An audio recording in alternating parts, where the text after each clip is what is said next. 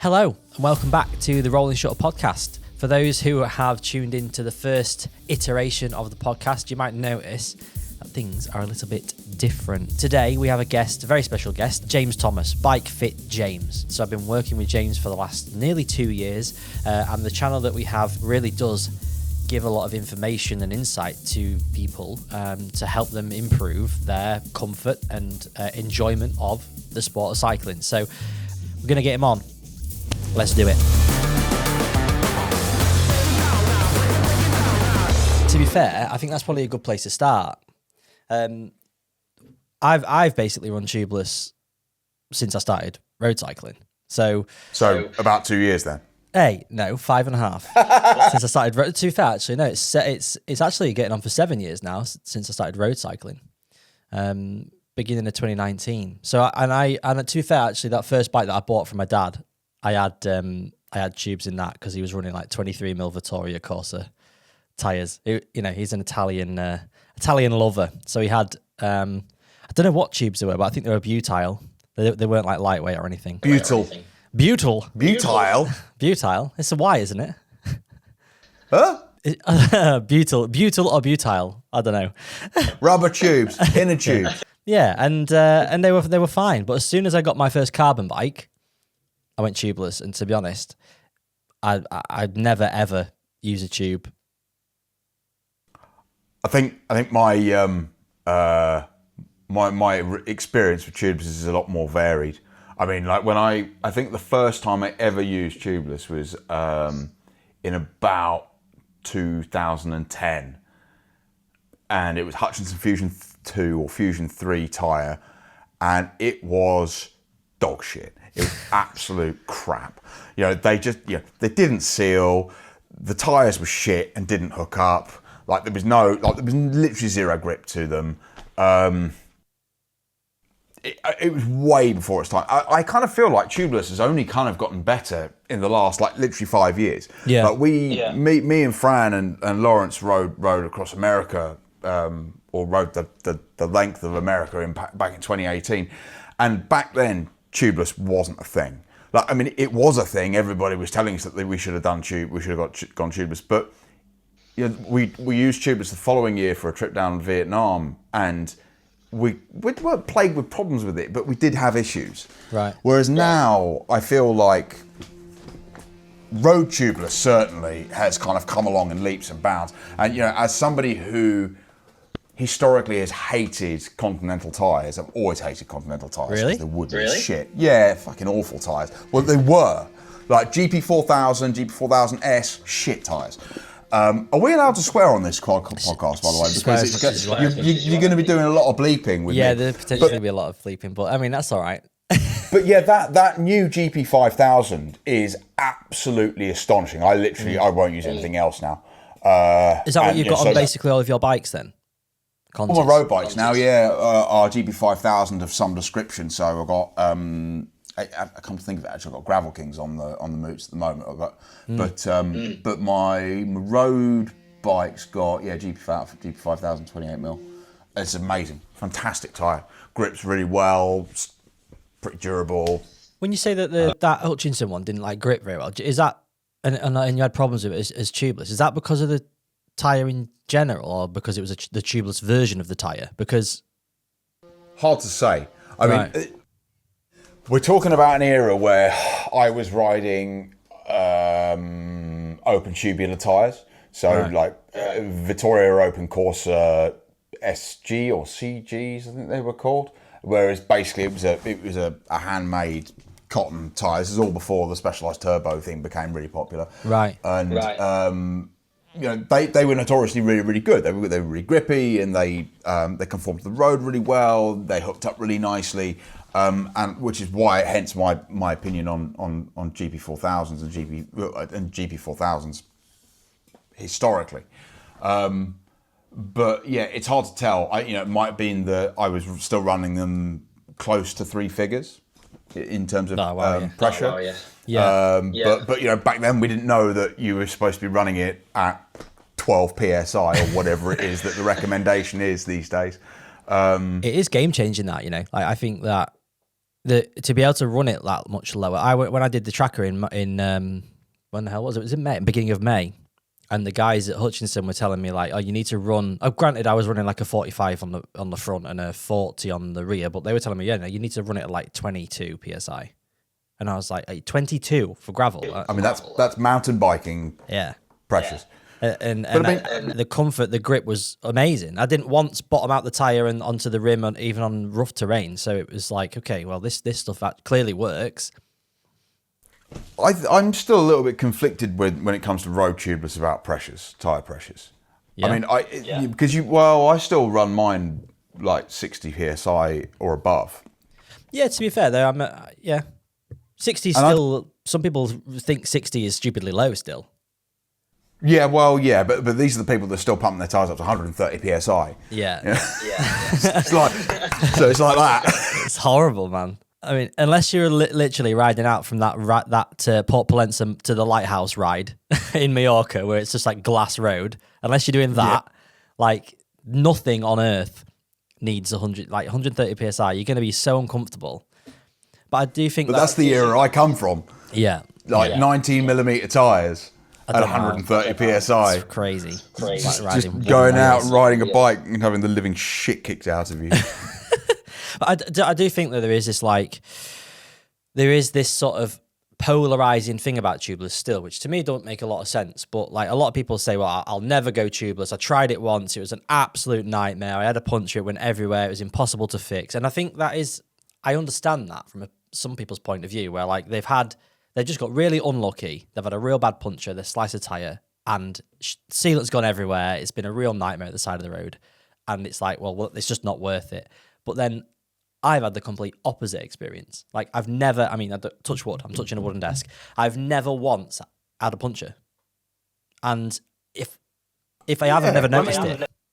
I have similar experiences, to be honest with you. Certainly with modern tubeless. I think I can't remember what, I think I run a Pirelli Cinturato. I literally run tubeless on every single one of my bikes now. Both gravel bikes, both road bikes, mountain bike and commute bike, all tubeless. And I run Pirelli Cinturatos on my commuting bike, which is like a ratty old Pearson fixed wheel. And I share that experience. I haven't had a single problem with it. I can empathise with people, and I think there's an element of I was going to say acclimatisation, but it's not acclimatisation. You need to learn, right? You need to learn how to fix it. You need to learn how to put a dyno plug in or a bacon or whatever it is, and you need to learn how to fix it by the side of the road in the same way that you need to learn how to fix a puncture. Yeah. And but the reality is there are lots of people out there with standard tubes that still don't know how to fix a puncture. Yeah. So they don't know how to crack the tire off of the rim and take a tube out, find whatever's in the tire and put a new tube in and blah blah blah. People still don't do that. We still have people turning up at the shop going, "Can you fix my puncture?" I just think that the technology for tubeless, particularly road tubeless, feels like it's come along leaps and bounds. Like there was certainly an era 3 or 4 years ago where trying to fit certain brands of tire to certain brands of rims. Yeah, God. I mean, I can't remember exactly what it was, but we would have like a GP4000 or a GP5000 and a Mavic rim, and it would never, ever, ever go on. Like there was no hope of it ever going on. Even our mechanics were like breaking tire levers. Jesus. But now it doesn't seem to be. That doesn't seem to be the case so much anymore. And also, we're starting to see the back of the hookless fuckery that has been doing the rounds in the industry. I mean, you can't convince me otherwise that isn't a cost-cutting exercise, just like press-fit bottom brackets. But we digress. Yeah, no, but I mean, it's fine. This is what we want to get onto and see how the topics develop, because if we sit here and just talk about tubeless the whole time, this is going to be a boring as fuck podcast. But but no, it is right. I do find like the hookless thing. Have you noticed now, like wheel manufacturers are doing like this? They're basically making like semi-hookless or like hybrid hookless wheels, which are like basically they're just taking the hookless rim and they've then re-put like a little, because obviously of the controversy around them and the safety concerns, they're basically taking their product and then just put a little bit more carbon. So it's almost like a little ridge. It's not a hook. Such bullshit. Just Find make it your mad. rims properly. Yeah, exactly. This is why we've stopped selling like Zip, Mavic, Envy. It's multiple reasons why we've stopped selling big brand wheels, but yeah. you know, they're not round for a start, but they egg wheels. You stick them in a decent wheel throwing stand, and they are just shocking. But is that through build? Is that through how they built them in terms of and trued them, or is that actually the rim itself that is not completely? A bit of both. Right. There are some very high end wheels that will remain anonymous,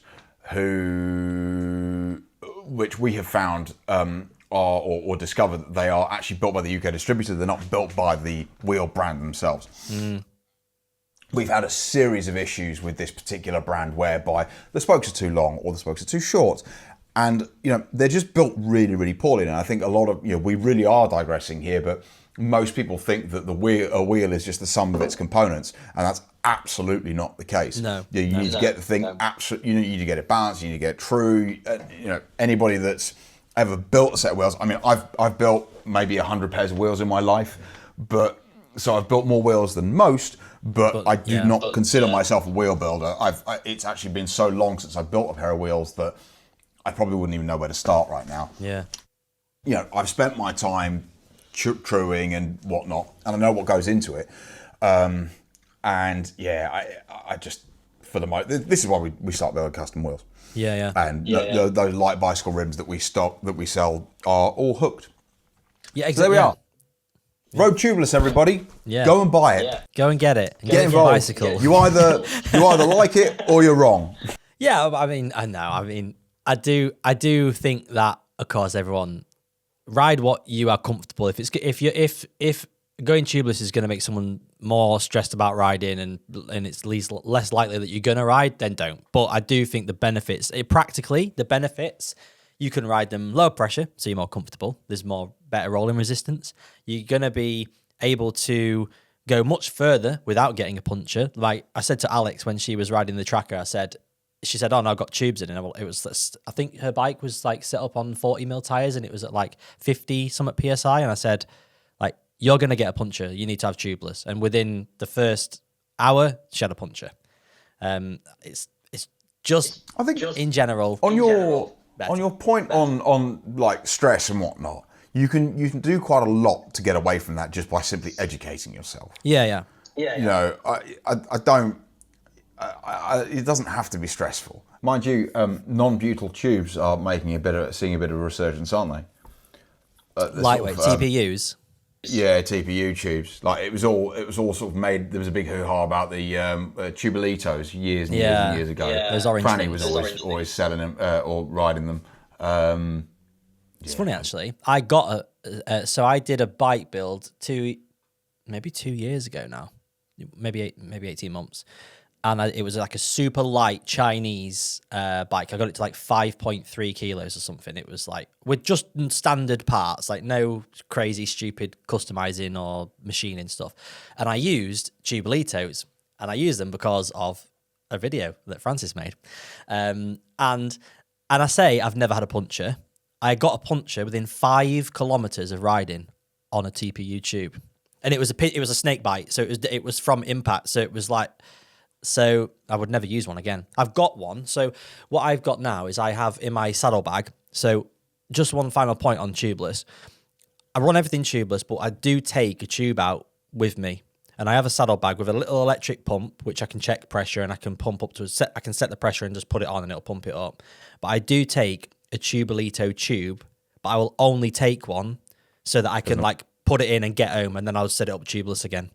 So here's on your point of like list of things that are expensive, like what's the value of the contents of your saddlebag? Oh, quite a lot. Probably the tube itself's like 35 quid, right? What? The Tubies are really, really expensive. How much is the electric pump? To be fair, I don't actually know. I don't think it's that much. It's let me have a look. I'll tell you. It's made by Psych. Or indication of somebody who's detached from reality because he gets given too much shit. Okay, yeah, that is okay. Just to be transparent, like they did send me the pump so that I could try it and make something. This I think this is a real problem. This is probably a good topic to move on to. Yeah, to be fair, it's 100 quid. 100 quid for a fucking pump? It's 90, well, on Amazon here, Psych Plus one, it's £110, but then you get it's on offer for £95. That's a lot of money. That's a lot of money. I mean, considering that I use an M-part inflator that I think is £12. Yeah. Hey, but to be fair, looking on here, actually, it's a bit misleading because there are some where it's like, some are like £50, some of them, they all look the same by Psych Plus. So, yeah, these are all like they're doing the rounds, aren't they? That one's 65 quid. There's a muck-off branded one. Yeah, and do you know what? Like I did when I first got sent it, I was like, what am I going to need this for? Like, what's the point? But what is quite good at, because it can only really pump a tire up from flat once or twice, and then you need to charge it again. But what I found is if you like on a ride and I can't remember what it was. Maybe it was on gravel. Like I was doing a gravel ride or something, and because I've really been like going over rough stuff, like I'd lost a bit of pressure, and so all I needed to do was pump it from like 20 to 26 again. So that would last me loads and loads to keep that going. And you can check the PSI as well. So you could literally just put it on and it'll tell you how much PSI is in there. So you can use it for a few different ways. So it is quite a useful tool, but for £95. So yeah. Lawrence had one in Thailand last year, and I turned up with my traditional like mini track pump. Yeah. And we didn't use it. Oh yeah, because was it the flip out Just one? use the electric one. Yeah. But yeah, Lawrence turned up with this electric pump, and we all used that for the whole trip really. Right. And in fact, come to think of it, all three of us in I think 1,500 miles didn't have a single puncture between the three of us. Yeah. Or if you did with Tubeless, you never know. Yeah. That's the great thing about it, right? Like you will find out at the end of the ride, there's a little bit of sealant on the back of your chainstay or whatever, and you're like, oh, must have got one, but it's sorted it. Like it's that good. But on your point about like being a little bit disconnected, because it's funny because I appreciate and understand the privileged position I'm in with that. This is my job, and I get given a lot of things. And half the time, if someone says, "Oh, how much was that?" I'm like, I don't really know. You should. I should know. I need to make sure that because I do sometimes feel a bit disconnected from, like, I want to make sure that I'm giving good value and good advice, because I really do believe that like cycling is a sport that everyone can get into. You don't all have to try and get in at a certain level and spend loads of money. Like you can enjoy being out on the bike, and I don't think really there's anything better for you than being outside and exercising. But I do a lot of time have to check myself and be like, look, right. Like the other day I was thinking about, so I showed you it last week. I got that new Colnago. I have that Y1RS. It is honestly like no one needs that bike, but everyone needs that bike. Like it's not made for real people. It's made for Tadej Pogacar. Like, but I tell you what, I have never been so excited to ride. Every time I look at that bike, I just want to go ride. And when I'm riding it, I don't know, I just feel I love cycling more. But again, I'm disconnected. How much of it's psychological? Well, it must be. It must be all of it. Like, as in, that it's one of very few in the country. Yeah. You know that by all accounts, it should be one of the fastest bikes around. Yeah. Or at least you've been told by the Colnago marketing machine. Yeah.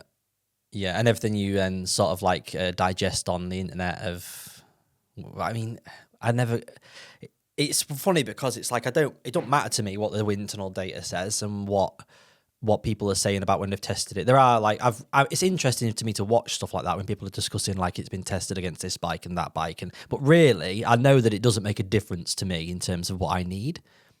I don't know, when I get on it, and I went out day before yesterday, and I did just a quick 70k, and I was like, right, okay, I'm just going to nip out because it was on Sunday, and I just finished editing a video, and I was like, I want to go out and I need to get 70-ish K in because that'll make me what I need for the week. And I went out on a loop, and it was really windy, and I was like, okay, right, so where I live, it's like Holland. It's super open, super flat. So when it's really windy, it's like great for half an hour and then crap for 45 minutes to an hour because you're in headwind. And I went out and I was like, oh God, I've picked headwind first, which is good because then you try hard, you get it out of the way and you get the tailwind home. I was still averaging 34, 35K an hour in the headwind. I've never done that in my life. And I did 70K in an hour and 50 minutes. And that's the fastest I've ever ridden anything. So when I come back and I have that experience and I wasn't like blowing out my ass, like I felt like, okay, well, from my experience, yes, it is that fast. So when I see the data, it doesn't necessarily matter as much. Well, yeah. Well, this is why I wanted to bring it to you, because it's a nightmare for you. Yeah, I mean, but you're a 60 kilo little man. I was a bit worried that I'd have to get an extra small in it but then I don't like the way it looks a bit squished. I think the way that size, it looks good. And I would like to get your proper thoughts on it in a video because, again, you said to me, didn't you? You were like, you know what I'm like, mate. This is so far from my kind of thing. Not my bag at all, but I really liked it. It's a cool looking thing, and it's a cool looking bike. And I don't like Colnagos these days. I think they're just massively overrated. But yeah, I thought, which I can understand. Well, having had them in the past, I think they've ruined them a lot of the time. Anyway, what was I going to say? Yeah, that Y1RS looks incredible, absolutely amazing. It's got a real presence about it, which is you don't get with many other aero bikes. Most aero bikes, for the most part, they all look the same, don't they? Yeah. That Y1RS is a real departure from the convention, isn't it? Do you think that's maybe why it's been so? I feel like it's a bike which, when it first was announced, everyone was like, "Oh my God, what is that? That's hideous." Because I really didn't like it, and pictures don't do it justice. No. I'm reluctant to say that it's the Pogacar effect, but I think there is an element of that. But literally, it's quite stark. Like the contrast to people's opinions from that point. It was everyone on social media and everyone online. Everyone's reviewing it, saying whatever. What is this bike? And the overall opinion was, yeah, it might be fast, but God, it's ugly, and I don't like it. And now, since some of them have been available in the real world, everyone I've met that's looked at it has been the complete opposite. It's total polar opposite, and I don't know why that is. Obviously, Tadej, he rode every stage of the Tour de France on that bike, even in the mountains, but he is basically, a Marvel superhero.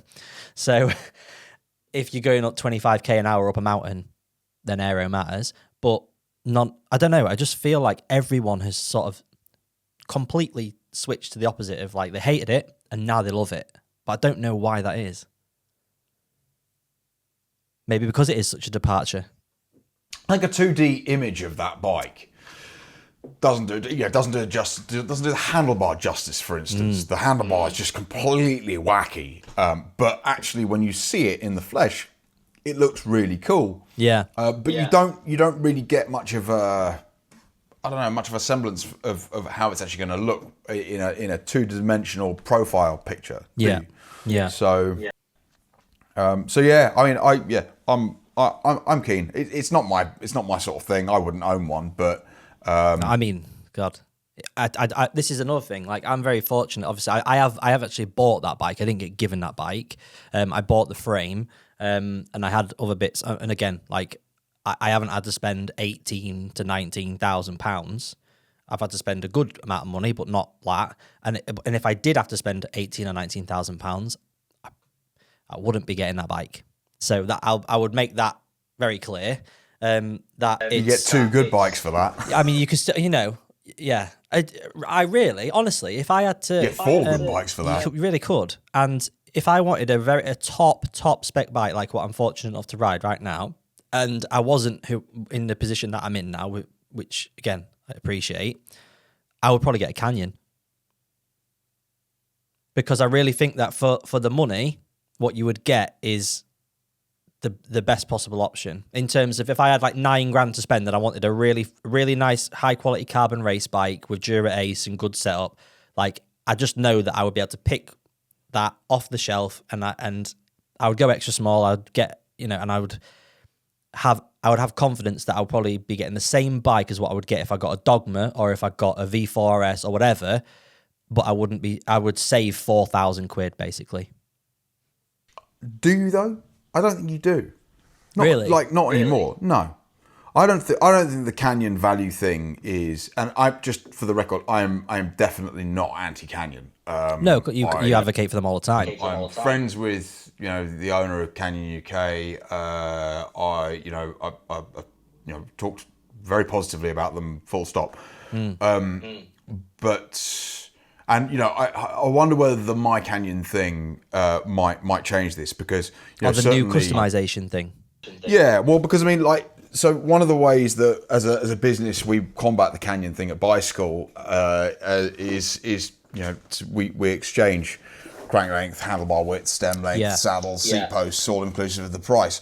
And when you factor that into a Canyon, you basically kind of end up being net against something like a Basso or a Pinarello or an Open or whatever it might be. Right, okay. Maybe not an Open, but... because you are locked into those specific sizes, and I mean that's a big thing. That actually I didn't think about that because but there's also the whole fit side of things, like the amount of people that will still they do fit quite well, some of them, but the sizing structure still isn't 100% great. And people go and try before you buy. Well, that's a complete waste of time as well because it's completely uninformed and uninitiated. So you've got no understanding of which bike is the right size. And the thing is, people go out and they do test rides. So I used to be a manager at Evans years and years ago for my sins. And we used to get a certain type of customer that would they would have 4 or 5 bikes delivered to the shop for test rides on a Saturday. So you can imagine Saturday was absolute bedlam because you got 30 people all wanting to do this. And they would go and test ride all 5 of these bikes back to back with different tyres, different tyre pressures, different saddles, different saddle heights, different stems, different bars, different bar tape. And do you know what would end up happening? You'd get a very confused customer, and do you know which one they would buy? The one they like the fucking look of. Yeah. So test riding a bicycle is a colossal waste of time. And I don't care what you think. Anybody that's test riding a bicycle, if you want to actually really understand how a chassis is going to ride, you need to standardize it with the rolling stock. So you need to have the same tires, same tire pressures, same wheels. Otherwise, you don't know what you're talking about. Yeah, exactly. And I would also go as far as to say, with regards to compliance properties from frames and this, that, and the other, these days, with a 32mm tyre at 50 PSI, you can't fucking tell anyone. No, I 100% agree with that.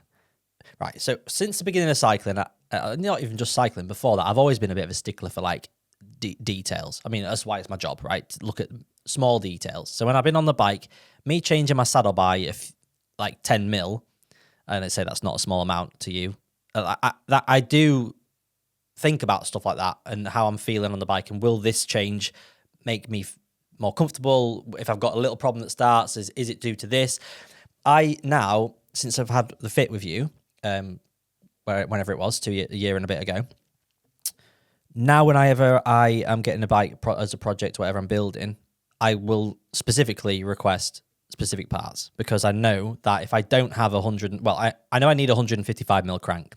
I also know that I need the bike to look with the right crank on it. So the lowest Shimano make is a 160. I can get away with a 160, really. I'm not uncomfortable on a 160, but you don't get bikes with 160mm cranks on. Shimano make the crank, and I know that I prefer to have a 37, because Colnagos are 37, or a 38 centimeter handlebar with either a 90 or 100mm stem, depending on, bikes in my size roughly are around a 51, 52 top tube, so I need either a 90 or 100. I know that. But if I was just to pick up a bike off the shelf, like say, I would still then need to spend extra money to make those changes, because I do know that it does benefit me and my comfort and my experience riding a bike. It could be the difference between me having knee pain and not. Could be the difference in between pain and not. I think it's coming though. Like, a lot of people are up in arms about, like that new canyon's been slated because the cranks on it aren't short enough and this, that, and the other. But I don't know actually what size cranks the smaller sizes come with. Maybe a 165. 165 or 170, I think. Yeah, I mean 170 is pretty long by today's standards, but certainly for a small bike. But it is coming. Like, the fact that the likes of Shimano and SRAM are even producing 160mm cranks is a huge departure from what we saw, a decade ago. 10 years ago, you really had to dig deep to try and find. I think it's pretty much rotor. Rotor was your only choice. For a decade ago for cranks that were shorter than 165mm. Yeah. And I think it's gonna get better over the years. Come get this, James Thomas the Optimist all of a sudden. Yeah, I was gonna say, this is a bit weird for you. But I believe it'll get better because it's going in the right direction. When I started in this game, you couldn't get anything shorter than 170mm. That to me is mad. When you can really see and it's one reason that I really enjoy. And obviously, there's many reasons that I enjoy working with you and making the videos on your channel. But I do think that what we put out really does prove on a regular basis, like how often and how regular this is required. So I think us putting it out there into the world is a positive thing for the industry, because the more it's out there, the more people see it, the more customers request it, the more that there's a demand, the more that eventually these big brands like Shimano and SRAM should start bringing. I mean, do you think that you see a lot of like these Chinese, obviously, like there's this thing now where Chinese brands that were making OEM parts for big Western brands, those factories are now making their own products, and they're actually finding that gap and offering these things. So you can get cranks now from the likes of Eliley, Cybre, that go down to like 145mm, and they are, or even 140 in some instances. And these are now, they're not just like AliExpress knockoff cheap things. They're actually made in these places, made cranks for big Western brands. So do you think that's having an impact as well, and sort of showing, like, obviously there is more of a demand for it? These brands are willing to pump out. They need greater representation, in the market. I mean, usually somebody going out and looking for an Eliley crank or something, they're usually aware of the brand already in the first place, or they've had, they've gone down the Google rabbit hole of 145mm cranks. But I mean, somebody needing a 145mm crank, in my experience, is fairly uncommon. And there does come a point when the torque effectiveness starts to diminish. And I'm not saying I haven't fitted shorter cranks, because I have, but we've just had a crank made recently for one of our jigs that goes down to 150. The previous generation went down to 155, and mostly because much shorter than 150, you struggle to find it. We're saying this, we just proved that shorter cranks are more powerful, because we've just made a video of you and we put your cranks down to 150, and the power difference was stark. I mean, I guess my irritation stems from the fact that the bike fitting fraternity has been banging this drum for 2 decades now. Yeah. I know I've been in it almost 2 decades, and it's like Bikefit 101. It's just that the standards have shifted. Whereas a 165 once upon a time was deemed short, whereas now that's almost kind of like regular. It's kind of, it's in the place of the 170, or what 170s were once considered. But actually, I want to know about your what is your favourite bike in history? Do you have one?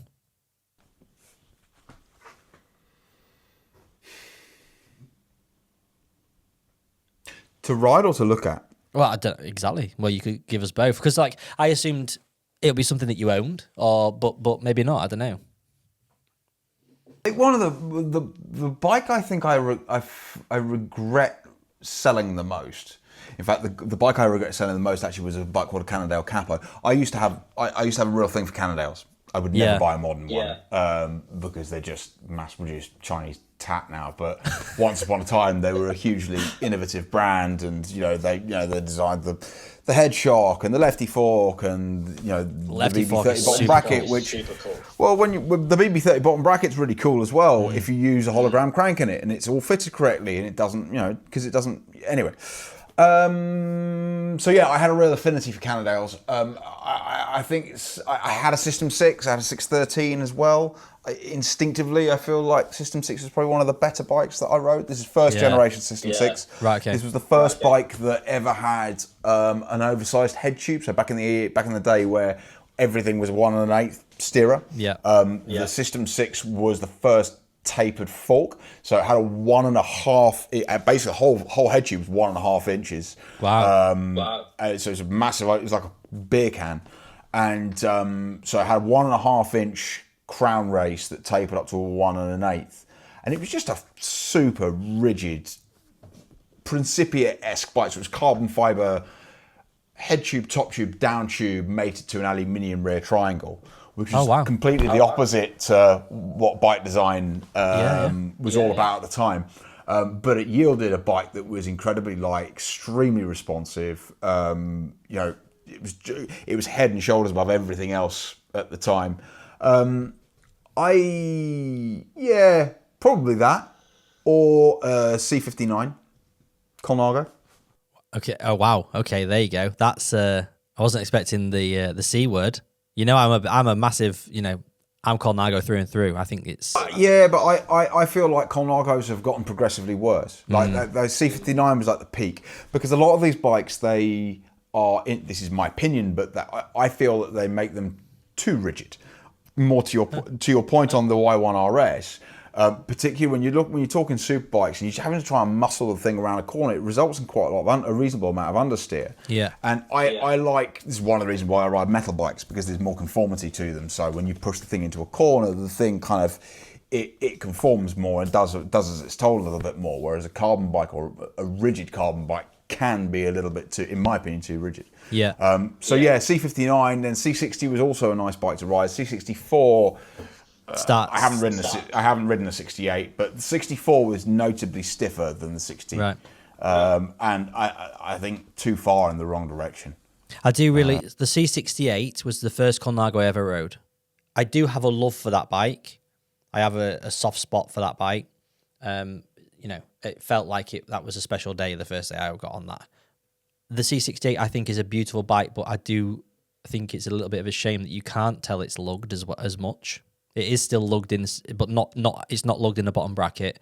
It's lugged at the seat tube and top tube area, and then it's in the head tube. It's lugged, but you can't noticeably tell it, and I do think that's a shame because that's what the C series was all about. It was about craftsmanship and the way that bike was constructed.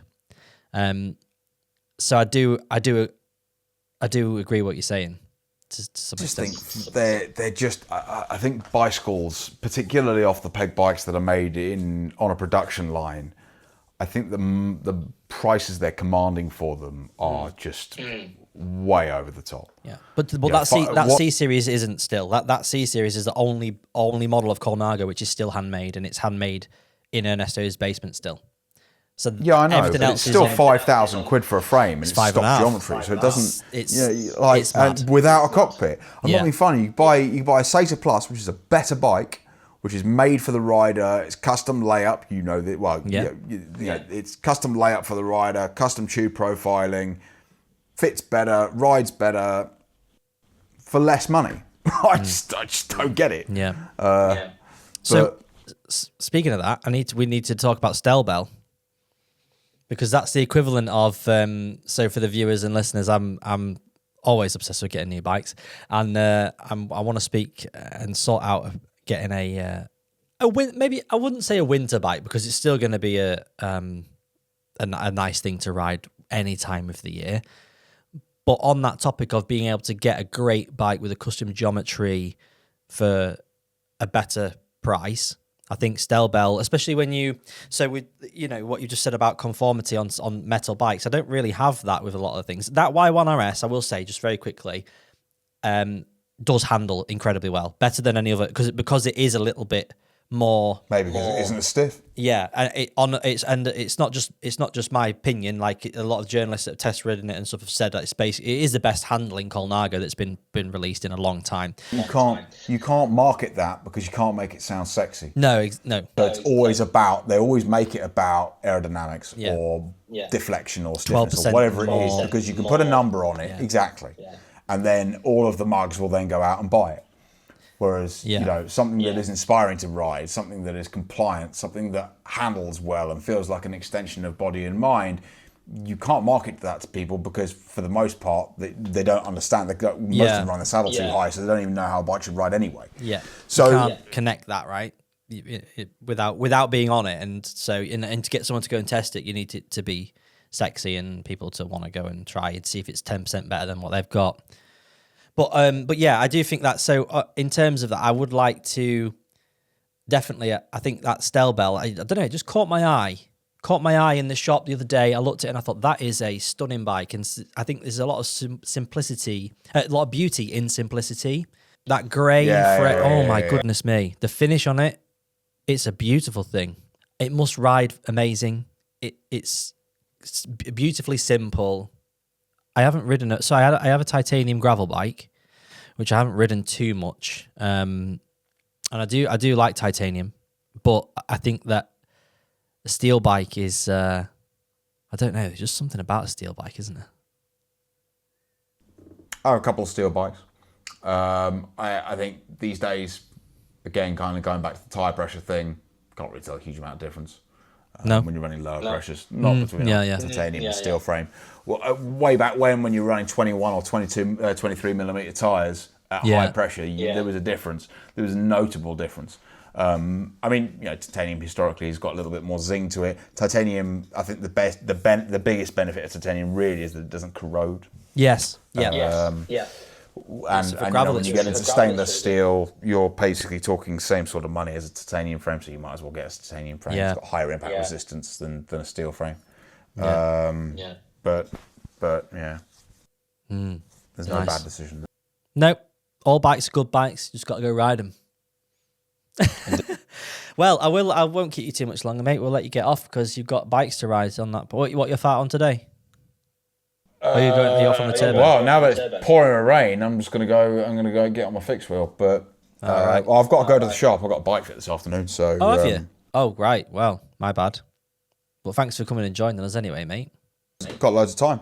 Yeah, you're welcome. We'll do it. We'll do a couple. We'll do a few, and I'll make sure that we have a bit of structure. We'll add some little bits where we can like rate some stuff, and I'll come up with a few more little sections and segments to it, which I think will be quite fun. But for now, like, I just thought it'd be good to get a bit of a. I guess we can call this a test run, see what people think, and yeah, see what happens. Wicked. All right, thanks, mate. Thanks for coming on, and make sure you send me the audio so people can actually hear what you're saying, because otherwise they won't. Yeah, might be better for some people. Yeah. Well, Shouty James. Yeah. Oh, we'll cut that bit out. For those who've watched and listened, thank you very much for watching, for listening, wherever you've been watching and listening. James appreciates you too. He doesn't say it, but he does. And we'll catch you in the next one. All right, see you later. Peace. Thank you very much to everyone for listening, for watching, and this one has been a little bit of figuring out how this format's going to work, and it is a little bit different to before, and I understand that it may be a little bit chaotic to start with, but we are going to have some specific segments figured out soon. But if you do want to be involved with the show, if you want to have your questions answered, or at least start a discussion on this platform, on this show, then please submit your questions in the comments below, or you can use hashtag AskLMJ on Instagram, or you can tag me on Instagram in anything. You can follow me at Luke Michael James. Thank you very much for listening, for watching. Please subscribe to the channel, subscribe to the podcast, wherever you're listening to this, follow the podcast, and it really helps to grow this platform, and hopefully we can reach more people. So thank you very much for listening. Until the next one, take care of yourselves. I'll see you soon.